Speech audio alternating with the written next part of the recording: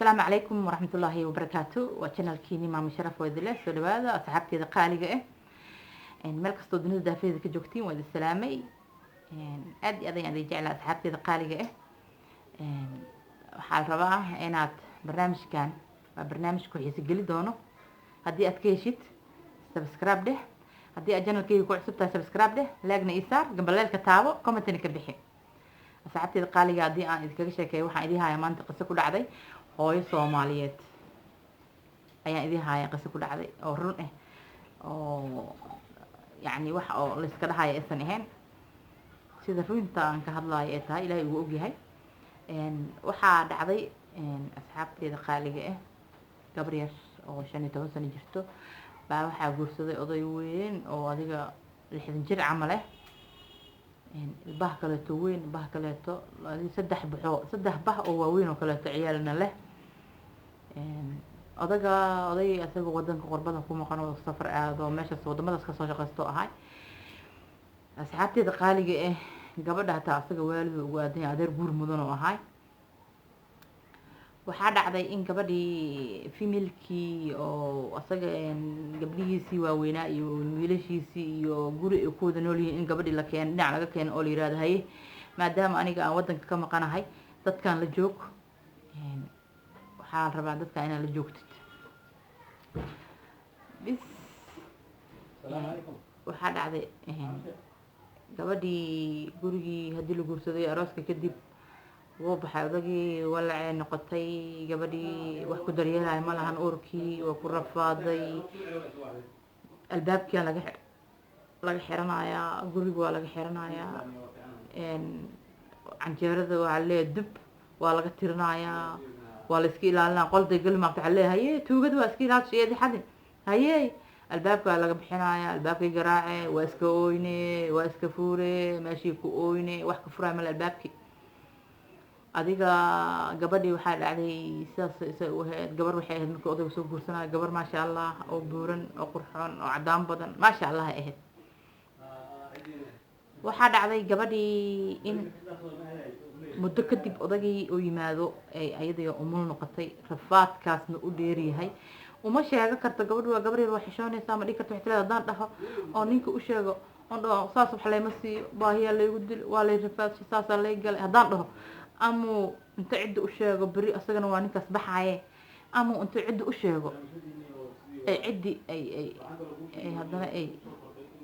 warkii dhibaatada lagu sii laba jibaariya markaas waxa dhacday asxaabteeda qaaliga cunugii dhashay ayadii waxay noqotay tiif san iyo indho loo yeelay noqotay gabadhi buurneed cadaanta badneed quruxda badneed male ilaa qofka bilaadanka hadduu wuxuu afarto yani saddexda waqti wuxuu cuno oo si tartiib oo murug la'aan u cuno wax ka halaysan walaalahayga qaaliga ma maqno ma lahan xataa caatadiisa lagama naxaayo laakiin haddii intiba oo dhibaato lagaa geliyo adigana iska xishoonayso gabar iska xishoonayso ay tahay dadkeedii ayada ay ka dhalatay familkii hooyadeedii iyo walaalaheedna uusan ka dhaweyn meeshii markaas la geeyey kama dhawo bis albaabka lagu xirtaa la rafaadiya dhibaato gabadhii saas ayadoo cunugi dhashay baa aabihii imaaday aabihii hadduu imaaday waxaa la yidhi haye uu imaada aabihii markuu imaada waxaa la yidhi haye aabihii markuu imaaday maxaa kugu dhacay gabadhii waa yaabiyey gabadhi burneed oo caddeed maxaa ku dhacay maxay tahay say noqotay allabaa jirantaa gabadha tiibishaa ku dhacday intoo la cararay isbitaal numberoo gooyey isbitaaloo geeyey isbitaaloo geeyey wuxuu dhahay candhuufa laga qaado laga fiirsho tiibishaa laga baaro dhiiggeeda dhan hala baaro ayada dhan hala sameeyo iskaan hala saaro wax walba ha lagu suubiyo candhuufta laga qaado negative meel walbo oo laga fiirshay asxaabteeda qaaliga ah waxaa la yidhi gabadhan waxba ma qabto waa negative wax xanuun la dhaho ee qabto ma laha asxaabteeda qaaliga markaas waxaa dhacday in taqtarka wuxuu dhahay gabadhan meel laga hayo male laakiin nin yahow gabadhan nafaqa daraa hayso nafaqee gurigii keenay intuu joogay adiga waa la nafaqeynayay wax fiican la siinayay cuntadii cunaysa maasha Allah xoogaa ayadoo soo iftiintay oo sidii karoon baa fasaxii u dhamaaday wadaadkii fasaxii markuu dhamaado wuu laabtay hadduu laabtay shaqadu ilaa meeshaas shaqadiisa tahay biilku soo dira halka cid guriga lagu wada cunaa meesha la wada joogaa bis markaas waxaa dhacday bis markaas waxaa dhacday asxaabteeda qaaliga in iyadii haddana barti ku laabatay ninkii ilaa intuu ninka joogo bisa lagu xushmeynaya ma ogtahay ninkii wuu baxay markuu baxay wadaadkii waxaa la sameeyey in oo sidii lagu soo laabo oo iyadii mar walba la dhibo oo la rafaadsho cuntadii laga goosto wax walba la suubiyo markii uu ka tagaayay cunugay haysatay cunug labaad walaciisii noqotay walaci ku rafaaday dhibaato way iskaga dulqaadatay way ku sabartay waa laga maastaa waxaa leeyahay midaan dantay leedahay ka weyn naa wax walba waa ku soo bin naa si kasta waa yeelin naa cuntadii waa u dihin oo waan cayni oo waan dhibaatayni maba jucba ma dhahaysee naagtan danta ay leedahay ayaa ka weyn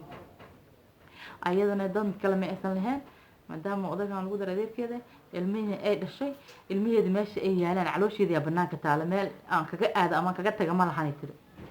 danteeda baan ugu sabray si u sabray asxaabta qaaliga waxaa idin sheegaa sabarka inuu shay qaali yahay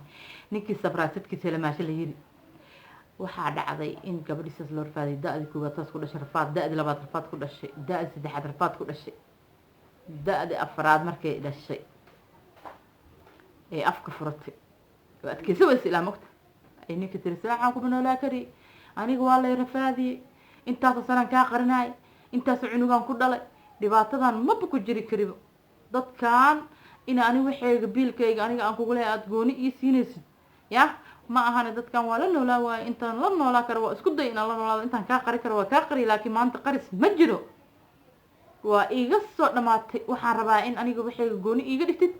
mac salaama baha badan uu leeyahay odaga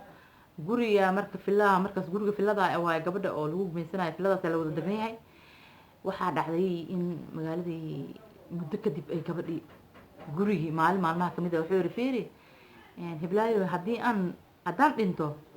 oo wiilasheeda ilmihayga inta ku yimaadaan ay ku dhahaan guriga ka bax ku dhahaan maxaa soo bileed markaas wuxuu dhahay waxay tiri maxaan sameyn karaa waa iskaga baxaa tiri ilaa aabahooda u leh ka bax dila dhaho waa ka baxaa tiri aniga maxaa dhacay ma ka hadli karin sababta aabahooda gurigu leh markaasuu yiri oo ilmaha uriga taga aniga ilmaha yarka aabuhina ku haaya ma dhahaye tiri ka bax dil dhawa ka baxa sababta adaa dhashay ilmaha kuwaan adaa dhashay kuwaasna adaa dhashay aniga maxaan aan ka bax dhaxa maxaa iska dhaafaa waa la sabri karaa le banaankaas anaa fudud anaa baxaayo maalintaas wixii ka dambeeyey wadaadkii wuxuu go-aan ku gaaray asxaabteeda qaaliga ah in gurigii sabarloogiisii oo magaca ka bedelo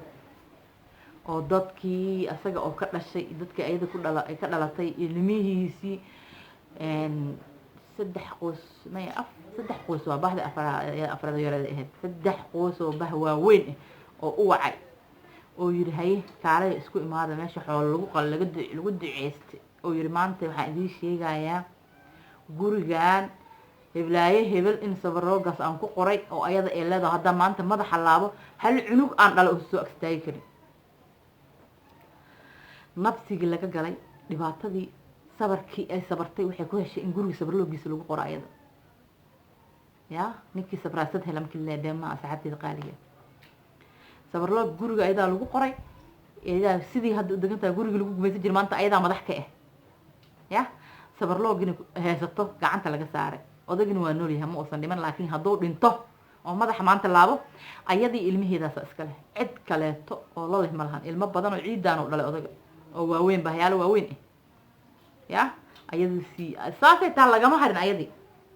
asxaabteeda ya lagama harin ayadii waxaa la yiri todoba wabiya sixir ka soo qaaday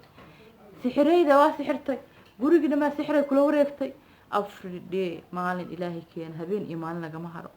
bis laakiin gurigii ayadaa xor noqotay ayadaa ku qoran ayadaa degan cid la degan ma lahan laakiin banaanadii ayaa warle sas isku dhaafa waa sixirta aabaheen alla wayna dhacdayey booskii ka dhacdayey alla way sixirtayey bababababa waxa dhacaayo ma malay kartid marka wax sixir la yiraahdo ma jiraan xaqaasa usoo baxay gurigii banaanka inta looga baxshay albaabka laga xiran jiray lagu gumaysan jiray rafaadka iyo dhibaatada ay usoo martay ayadaa haysta maanta gacanta laga saaray sabarlooga magaceedana lagu qoray marka sabarka waa shay qaali ah asxaabteeda qaaliga ah waa u jeedin gabadha walaasheena maasha allah sabarkeeda inay ku heshay wax walba ninkii sabraane siduu helaa marka inteena badan waxaan isku dhiirigelinaynaa inaan isku sabarno oo dhibaato walba aan u dulqaadano sabarka waa shay qaali ah marka sidee gabadhi guriga ku lahaat maasha allah war muxuu sheegaa war iyo xagga laga yiri saanay dhahaayeen intay dhahaayeen waxaas dhan way ka guulaystay waa ka gudubtay ninkii sabrana waa ka gudbayaa dhibaato walba loo geysto bari asagoo nadiifa maasha allah wuu ka gudbayaa marka kuwii sabra allah naga dhigo kuwii sabra allah naga wada dhigo asxaabteeda qaaliga ah haddaad ku cusubtaa channelkayga subscribe dheh haddii aad ka heshay videogaygana like saar commentary ka bixi gambaleelkana taabo waad ku mahadsantihiin daawashada ay daawateen asxaabteeda qaaliga ah asalaamu calaykum waraxmatullaahi wabarakaatu